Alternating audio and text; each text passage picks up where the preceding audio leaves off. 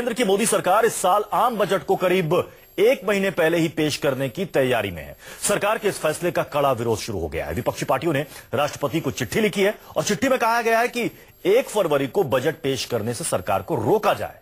विपक्षी पार्टियों का कहना है कि 5 राज्यों में होने वाले चुनाव को देखते हुए ही सरकार ने यह फैसला किया है ताकि बजट में जनता को लुभाने वाली घोषणाएं की जाएं, जिसका फायदा सरकार को चुनाव में हो। आपको बता दें कि सरकार ने फैसला किया कि इस साल बजट सेशन 31 जनवरी को शुरू होगा और 1 फरवरी को आम बजट पेश किया जाएगा। आम बजट आमतौर पर 28 फरवरी को पेश किया जाता है, यानी कि सरकार इसे करीब 1 महीने पहले या कहें कि लगभग 3 हफ्ते पहले करने जा रही है। मुख्य विपक्षी पार्टियों ने मिलकर यह चिट्ठी राष्ट्रपति के अलावा चुनाव आयोग को भी लिखी है और मांग की है कि आम बजट चुनाव के बाद ही पेश किए जाएं। यूपी, पंजाब, उत्तराखंड, गोवा और मणिपुर में फरवरी के पहले हफ्ते में चुनाव हो सकते हैं और आज ही चुनाव की तारीखों का ऐलान भी होने वाला है। विपक्षी पार्टियों ने 2012 के चुनाव का हवाला दिया है कि उस वक्त विपक्ष में रही बीजेपी की मांग पर बजट को आगे खिसकाकर 16 मार्च को पेश किया गया था, जब यूपीए की सरकार थी। 2012 की बात हो रही है। उस वक्त भी इन्हीं 5 राज्यों में चुनाव थे और उस वक्त मुख्य विपक्षी पार्टी की भूमिका में थी बीजेपी, और बीजेपी ने यह मांग की थी कि इससे चुनाव में सरकार को फायदा हो सकता है, लोक लुभावन घोषणाएं बजट में की जा सकती हैं। इसलिए उस वक्त यूपीए सरकार ने बजट की तारीख को बढ़ाकर 16 मार्च कर दिया था।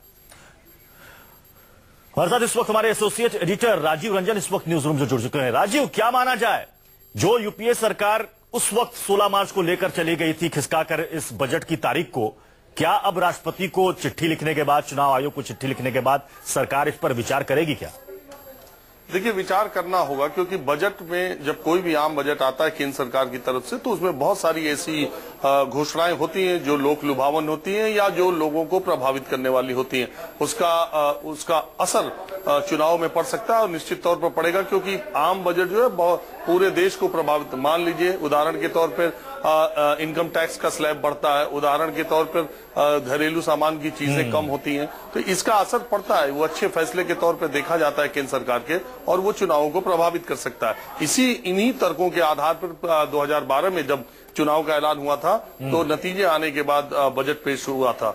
जब ये बात अलग है कि सरकार ने जब अपनी मंत्रियों की बैठक बुलाई थी पार्लियामेंट्री अफेयर्स की, तो उसमें ये तय किया था, तब तक चुनाव का ऐलान नहीं हुआ था।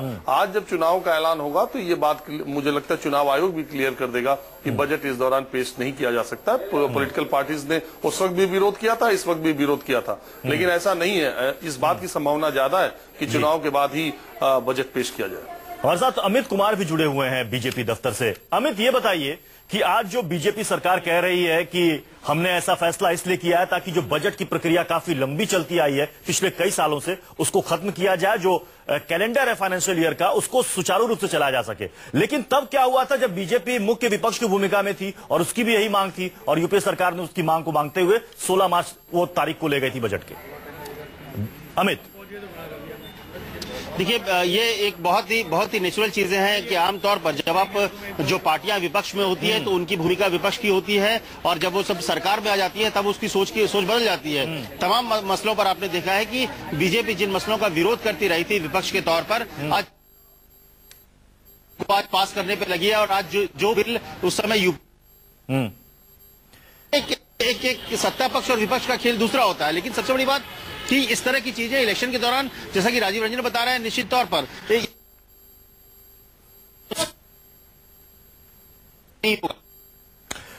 हम अमित के पास दोबारा जाएंगे, उनकी आवाज साफ नहीं आ पा रही। राजीव, लेकिन ये बात तो बीजेपी और केंद्र की बीजेपी सरकार को अच्छी तरीके से मालूम था कि चुनाव की तारीखों का ऐलान 1 या 2 दिनों में होगा, और जब भी चुनाव होंगे वो फरवरी से शुरू होकर मार्च में खत्म होंगे।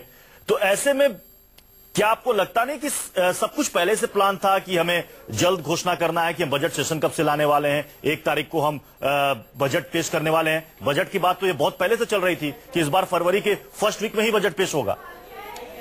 देखिए, एक प्रक्रिया में चेंज किया है मोदी सरकार ने। ये फैसला किया है कि जो अब 1 फरवरी को बजट, वो थोड़ा जो आर्थिक कैलेंडर जिसको कहा जाता है, उसको रेगुलराइज करने के लिए उन्होंने कहा कि 28 फरवरी के बजाय 1 फरवरी उसको महीने के अंतिम दिन के बजाय महीने के पहले दिन पेश किया जाए। और बहुत दिनों से ये प्रक्रिया जो चली आ रही थी, उसको एक तोड़ने का प्रयास था।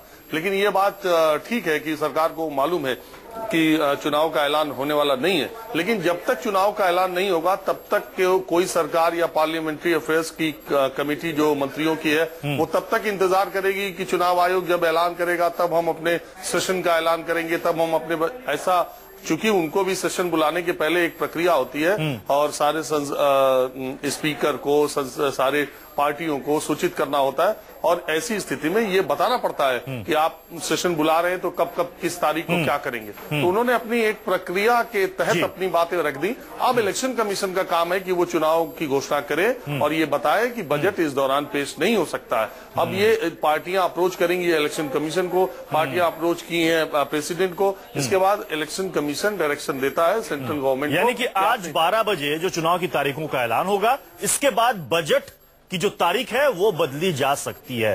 इस वक्त बड़ी खबर आपको बता दें कि 12 बजे इलेक्शन कमीशन 5 राज्यों के विधानसभा चुनाव के तारीखों का ऐलान करने वाला। और इस वक्त जो बड़ी खबर आ रही है वो ये है कि यूपी में 7 चरणों में चुनाव हो सकते हैं, वहीं मणिपुर में 2, पंजाब, गोवा और उत्तराखंड में 1 चरण में चुनाव होंगे, ऐसी खबरें आ रही हैं। आज 5 राज्यों में विधानसभा चुनाव की तारीखों का ऐलान होने वाला है।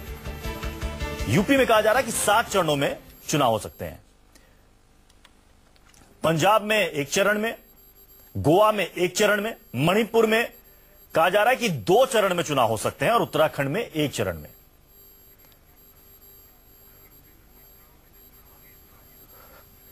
वलसाद तो राजीव रंजन लगातार बने हुए हैं। राजीव, पिछली बार भी जो चुनाव हुआ था 7 चरण में चुनाव हुआ था, 8 फरवरी से लेकर 3 मार्च तक, और 6 तारीख को नतीजे आए थे। आपको लगता है कि इस बार भी तारीखें उसी के आसपास होंगी?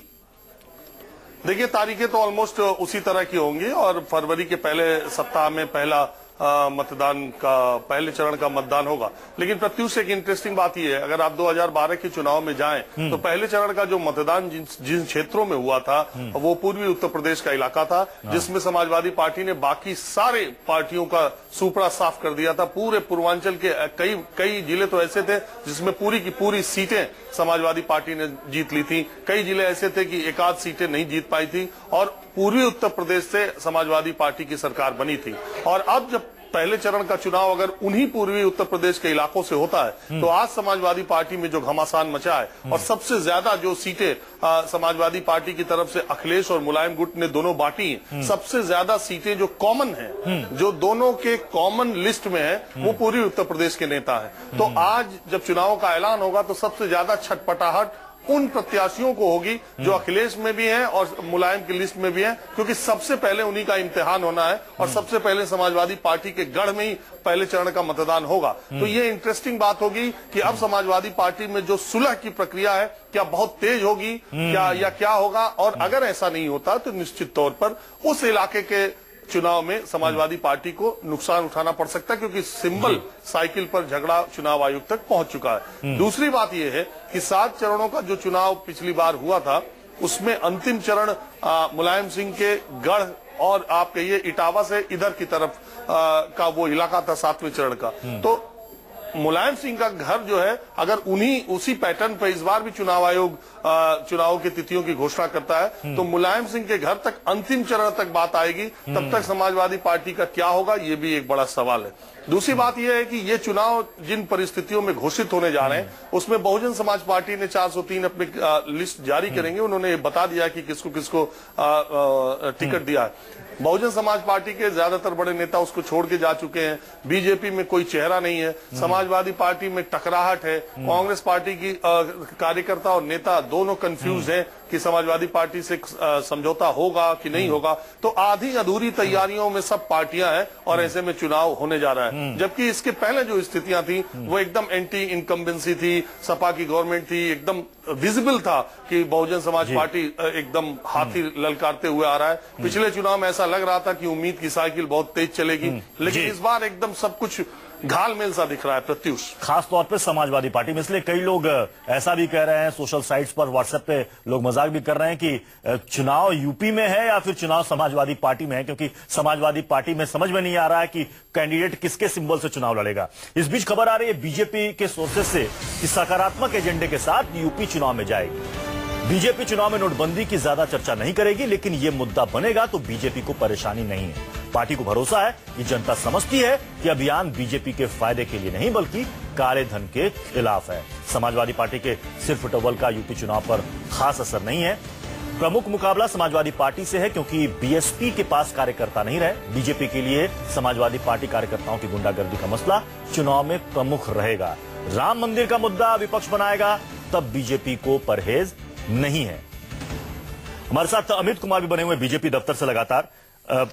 अमित, बीजेपी कह रही है कि समाजवादी पार्टी या फिर विपक्ष अगर राम मंदिर का मुद्दा बनाएगा तब हम इस मसले को उठाएंगे, यानी कि बीजेपी सीधे इस मसले को नहीं उठाने वाली है। वो नोटबंदी के मसले को भी नहीं उठाएगी, अगर कोई कहेगा तो वो उस पर जवाब देगी। लेकिन कहीं ना कहीं सवाल तो नोटबंदी का भी उठेगा, और जाहिर सी बात है कि समाजवादी पार्टी का झगड़ा अगर नहीं सुलझा तो उनके वोट बैंक में सिंधमारी की कोशिश भी होगी बीजेपी की तरफ से। देखिए, नोटबंदी का मसला, हालांकि पार्टी की तरफ से ये कोशिश है कि नोटबंदी पर अगर इशू बनता है तो उसको किया जाए, लेकिन हाँ, जनता को समझाने की कोशिश करेगी, क्योंकि पार्टी को भी इस बात का एहसास है कि नोटबंदी के बाद लोगों को परेशानी हुई है। और कई, खास करके जो इंडस्ट्रियल एरिया है, चाहे कानपुर की बात करें जहां पर जूता के जो फैक्ट्रीज है, कई छोटी जो फैक्ट्रीज है वो बंद हुई है, कई लोग बेरोजगार हुए हैं। तो पार्टी चाहे ना चाहे अपोजिशन इस मसले को उठाएगी और सरकार को और बीजेपी को इसकी सफाई देनी पड़ेगी। राम मंदिर का मसला ऐसा है जो बीजेपी हमेशा कहती है कि वो चुनावी मसला नहीं है, लेकिन हाँ, पार्टी की तरफ से निश्चित तौर पर पार्टी के ही नेता ऐसे हैं, चाहे योगी आदित्यनाथ हो, साध्वी निरंजन हो, कई ऐसे नेता हैं जो राम मंदिर के मसले को उछालते रहती है। और ऐसे में अगर विपक्ष आएगी तो बीजेपी को इस बात का एहसास है कि चाहे न चाहे राम मंदिर का मसला उठेगा और वो बीजेपी को सूट भी करता है। और इसीलिए बीजेपी की तरफ से ये कहा जा रहा है कि हम तो इशू नहीं बनाएंगे, लेकिन अपोजिशन अगर बनाती है तो हम उसके लिए तैयार हैं, हमें परहेज नहीं होगा। लेकिन कुल मिला के अगर देखें तो बीजेपी इस बार अगर कुछ चीजों को लेकर बहुत ही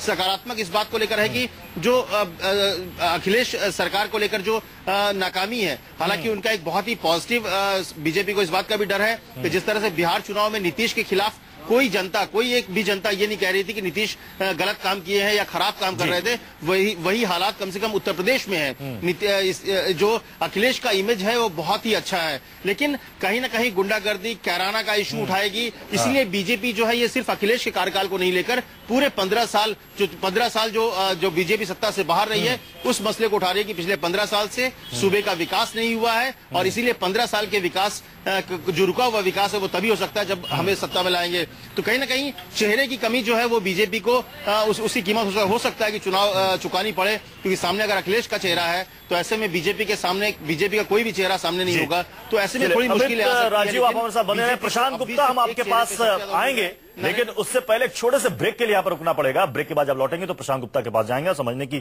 कोशिश करेंगे कि इस बार चुनाव आयोग के सामने कई चुनौतियां होंगी। यूं तो जैसे ही चुनाव अधिसूचना जारी हो जाती है उसके बाद चुनाव आयोग की पहली नजर होती है कि वोट के लिए नोट का इस्तेमाल ना हो, भड़काऊ बयान ना दिए जाए, ऐसी घोषणाएं ना हो सरकार की तरफ से जिससे लोगों को लुभाने की कोशिश की जाए। लेकिन इस बार जो सुप्रीम कोर्ट का आदेश है कि धर्म, जाति, भाषा के आधार पर आप वोट नहीं मांग सकते, कोई पार्टी वोट नहीं मांग सकती, कोई उम्मीदवार वोट नहीं मांग सकता, धर्मगुरु इस तरह के बयान नहीं दे सकते, तो इस बार चुनाव आयोग की चुनौती और ज्यादा बढ़ने वाली है। इस पर बात करेंगे प्रशांत गुप्ता से इस ब्रेक के बाद।